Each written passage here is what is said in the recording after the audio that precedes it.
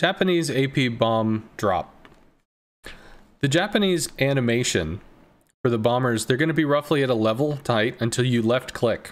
They're going to go immediately into a climb. They'll, at some point 2, they're going to kind of reach a hump where they pull over and start into a dive. At 3, they're going to dive on this centralized line. If you slow down, you'll pull the plane line back. If you speed up, you'll push the plane line forward a brief amount until they basically reach a point where they'll start to pull out of their dive and start to either pull forward, or you'll have run out of time and then they'll go to reset. The reticle almost immediately from point 1 is going to be yellow. It's not going to be usable, but the reticle is going to be fairly direct and below the AP planes at that time.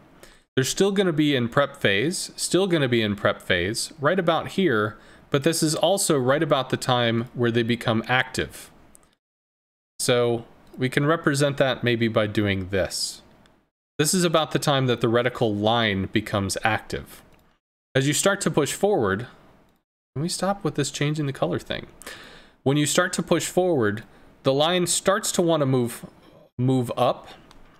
And then as you go into the dive, it becomes much more aggressively pitched forward. Although you can pull it back by slowing the speed, or you can push it forward by increasing the speed. The line of the drop is what's important here. If you're able to drop early before the dive comes in, you have a much better down angle, and it must be remembered that this is across a reticle, which is fairly long. So while this line may look fairly direct, it isn't actually that, as it could go forward or it could go backward, somewhere within the reticle space. And in this part of a pitched downward shot, it's actually more forward like this. So the planes are simply going at a fairly steep angle, but nonetheless it looks fairly aggressive here. The sooner you're able to drop, the more likely you have a downward line which will cut through the deck of a ship and down into the citadel. The later you drop, the more angle you have, which increases the effective armor on the deck and makes it less likely that the bomb will breach through to hit the citadel. And of course, as the planes start to pull up, the reticle can push even further still, flattening the line of attack even more.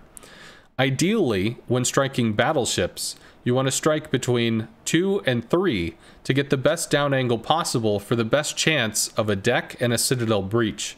When going against cruisers, however, the deck is much thinner and the citadel much less protected. So the more aggressive down angle and also moving further down and closer to the ship can be a better choice to prevent over-penetration, if that's possible on a cruiser, but to more likely and accurately guarantee the hit, as cruisers are very maneuverable and could juke bombs dropped from a higher height.